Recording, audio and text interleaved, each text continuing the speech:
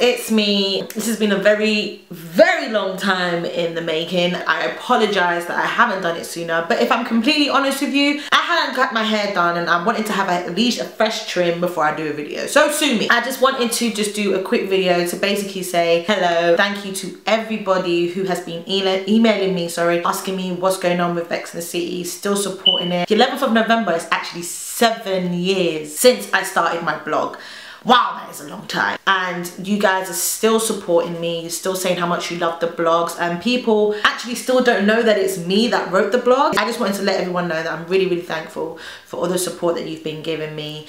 And this is a really interesting transition. Basically, long story short, within the last couple of months, I've been working really hard in a job that I've always wanted within education, going to different opportunities and everything else. So first things first, I did a competition to anyone that signed up on my website to win this, which is the Ghost Girl Party Prep Set, which has the Ghost Girl perfume, a wash bag, body butter, 4 cosmetic brushes, lip crayons, and also bath bubbles. So I've already sent a newsletter to those that have signed up to my website who's won that. If you want to be in the running of winning some new freebies, because you know I'm just a nice person, and obviously everyone likes to save money, so as a kind of thank you to everyone that's been riding with me, I will be doing monthly giveaways. This month's giveaway I've already given away, but just on a side note, I actually went to the launch of Ghost Girl and it was a really nice night. We had free drink.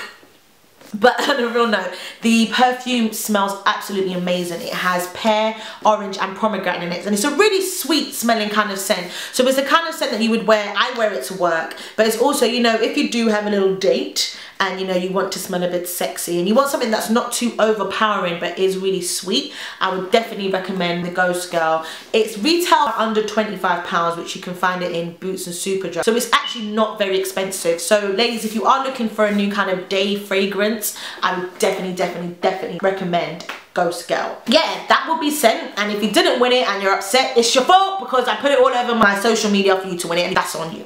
Anyway, secondly, make sure you sign up to all my social media. My website's back up. I also have my Twitter, I have my Instagram. All those links will be put down in the bottom somewhere here, and it's a really good way for you to interact, and I love interacting with people. And that's one thing I've missed once I started Vex in the City, was when I had the original Facebook group, was that we could, you know, interact on a day-to-day basis. Facebook changed the rules and all sorts, and you know, that kind of stuff. So always feel welcome, and even on my website it has my personal email address so that you can speak to me, because I'm all ears for what you guys want me to speak about. So what I wanted to talk about today was, as you know, in London it's getting cold, and usually cold and cuffing season are usually hand on hand. So if you've got an old boo that's kind of, you know, resurfaced out of nowhere, or someone that you was casually dating, it's because everybody knows it's the beginning of cuffing season.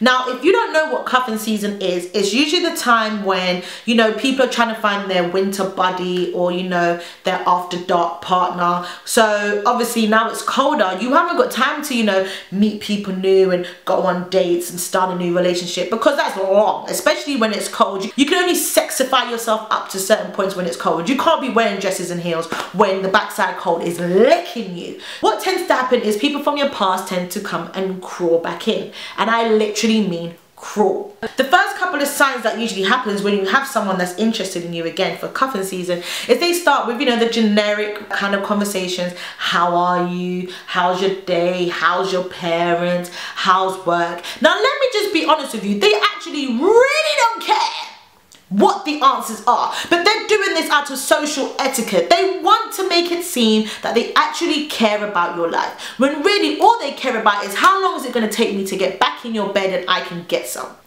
That's the truth. You know, you start these conversations and you tell them about your life, and they start making you reminisce about the good times. It's never about, you know, all the crap they put you through. You know, the times when he didn't answer your phone, the times he made you feel like a fool, the times he left you. Oh no, those times won't come up. You know, it will be the general conversations that are positive and make you feel like, oh, this boy's genuinely changed and he's grown up and he's the man I want him to be. Like, say he's had some makeover, which really hasn't happened. Anyway, you start going into that conversation because, let's be honest, unless you're actually in a relationship, it's kind of convenient if someone from your past rehashes, because you're thinking, okay, this is someone I already know, someone I don't have to go through the longness of having to introduce myself to, and you already know what you're getting bedroom wise. You get into the conversations, and before you know it, you start seeing each other again. Now, whether you go out or not, it depends on the kind of guy you've got. Now, if you've got someone that's a fool, they're obviously not even going to do all that. They're just going to ask you straight when they can come and see you. Especially if, like me, you live alone. They will try and self-invite themselves. And if you do that, please believe I'll leave you outside, because I don't want no one coming in my house. That's exactly how vampires get into your house too, unless you have an invitation. I learned that on Twilight. Anyway, they start getting into conversation, and before you know it, you start feeling feelings again, and before you know it, they're in your bed. And you actually think, how the hell did I get here again? You start fooling yourself thinking that it's going to be something new and you're going to, you know, rekindle your old love again. You're going to go the end of the year, 2016, whoop whoop, got my man, I got a new boo, everything's going great. Then Christmas comes. Now, either he can choose to actually get you a present or he'll not. And if he doesn't get you a present, it's usually because he's giving you the present itself. And the present is... just saying. You get into Christmas now, and either they will act like, you know, work's really busy, or their family's ill, want to see you and they miss you but they can't see you right now. They'll come and see you afterwards, probably Boxing Day or whatever. And so you're thinking, okay, cool.